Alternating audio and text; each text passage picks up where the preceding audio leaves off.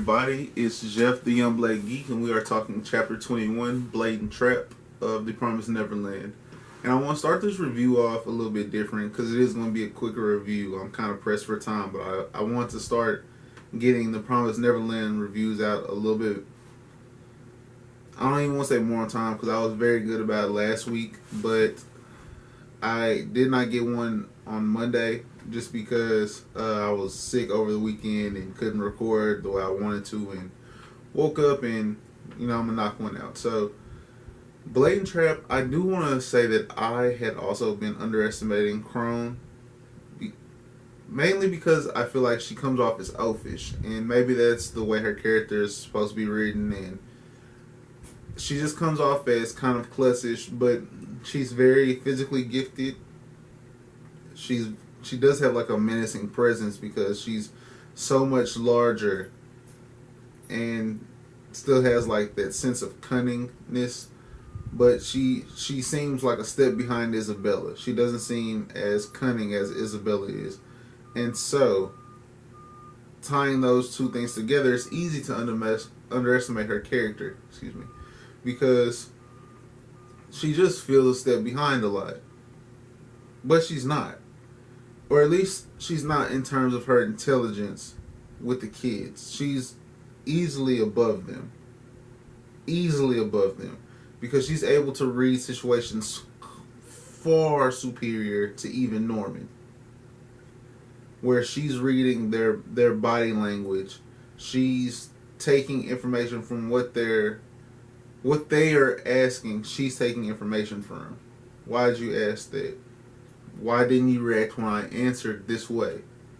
And tying those things together, which is a very impressive skill. And it's a skill driven from her survival. She's a survivor, as is Isabella. Where that's the only way that you can go forward in this system that's set up, in this hierarchy that is set up to become a mother and live this comfortable lifestyle. Krone puts it as comfortable, but more so a life with less fear of what's coming next. I personally really enjoyed this chapter. Now, I thought it was very impressive of Emma and of Norman to game plan their questions and to have this plan that had the input of Ray's input. It had Gilda and Don's input, and to be able to collate all that together, to not reveal anything, that was big, because it would have been very easy for them to spill what they know and provide evidence, and that was step number one, is don't give her anything extra. Now, I thought the chapter popped off pretty good, where Gilda is talking to Emma and is letting her know, like, hey, it could be a trap. And it's obviously a trap. I mean, the chapter's name is Blade and Trap.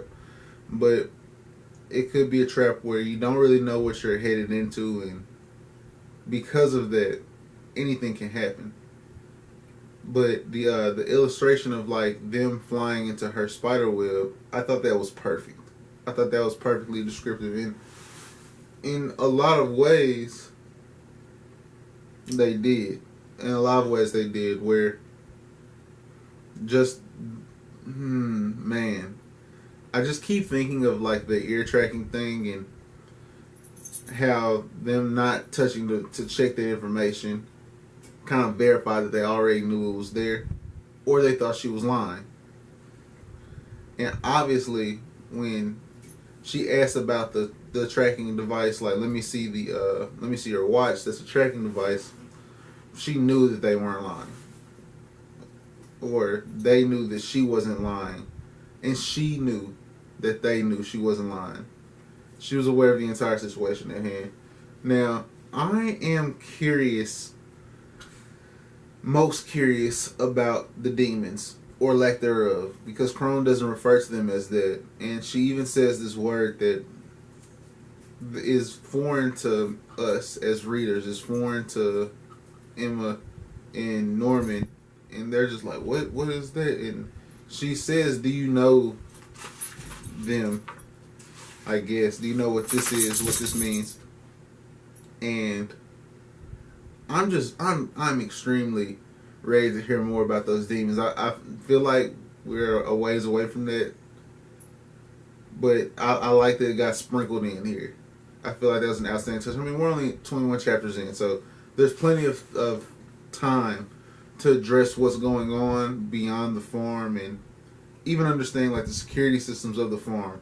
Learning that Isabella and Krone were both raised on the farm and had never been outside the farm system, and there are humans that stand equal to the demons, and there are humans that live outside this farm system without like the fear of being eaten. All of that is huge information revealed in this chapter. Basically using Krone to world build in this chapter and get us a better vision or a better dynamic of this world of the Promised Neverland. I loved all of that. Now, that being said, the one thing I did not enjoy is some of the artwork when Norman and when Emma are discovered. Mainly because I feel like as cool and calm as they've been, hearing that Krone figured them out, especially as level-headed as Norman is, they wouldn't have had that moment of freezing. And I wasn't vibing with that. Now, that's not enough to pull this chapter back. It was a 4 fire emoji chapter. Very near 5. I mean, the 3 characters drove this chapter very well.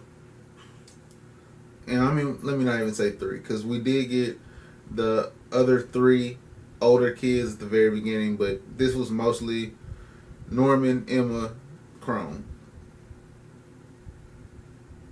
4 fire emojis. Yeah, I'm gonna ride with that. And it's fine.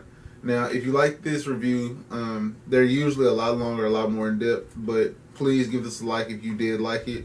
Subscribe to the channel, because this has been the most consistent stretch I've had recording and uploading and staying on at least a piece of a schedule. So at least stay tuned for that. In the comment section below, let me know what your guess is at this point in the story of what these demons or abnormalities, creatures, what could they be?